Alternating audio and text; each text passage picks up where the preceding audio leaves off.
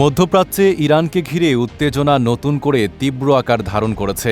Iran, Saudi আরব, সংযুক্ত আরব আমিরাত ও কাতারের গুরুত্বপূর্ণ তেল ও গ্যাস স্থাপনা লক্ষ্য করে হামলার হুমকি দিয়ে সংশ্লিষ্ট এলাকা খালি করার নির্দেশ দিয়েছে। ইরানের রাষ্ট্রীয় গণমাধ্যম জানিয়েছে, সৌদির সামরেফ রিফাইনারি, জুবাইল কমপ্লেক্স, আমিরাতের আল হোসেন গ্যাস ক্ষেত্র এবং কাতারের রাস লাফান ও মেসাইদ শিল্পাঞ্চল এখন বৈধ লক্ষ্যবস্তু।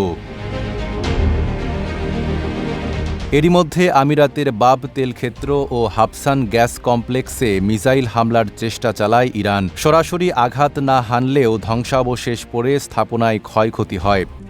RICL TMX, যুগের পর যুগ স্থাপনা থাকে মজবুত। পরিস্থিতি মোকাবেলায় গ্যাস কমপ্লেক্সের কার্যক্রম সাময়িকভাবে বন্ধ ঘোষণা করেছে কর্তৃপক্ষ।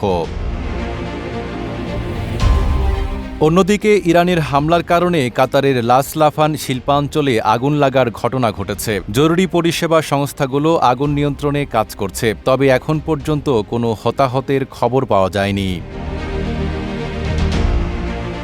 এদিকে সৌদি আরব ইরানের বিরুদ্ধে কঠোর অবস্থান নিয়েছে।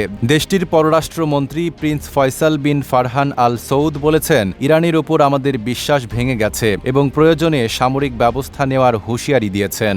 বিশ্লেষকদের মতে, পাল্টাপাল্টি হামলা ও হুমকির কারণে পুরো মধ্যপ্রাচ্যে বড় ধরনের সংঘাতের আশঙ্কা বাড়ছে।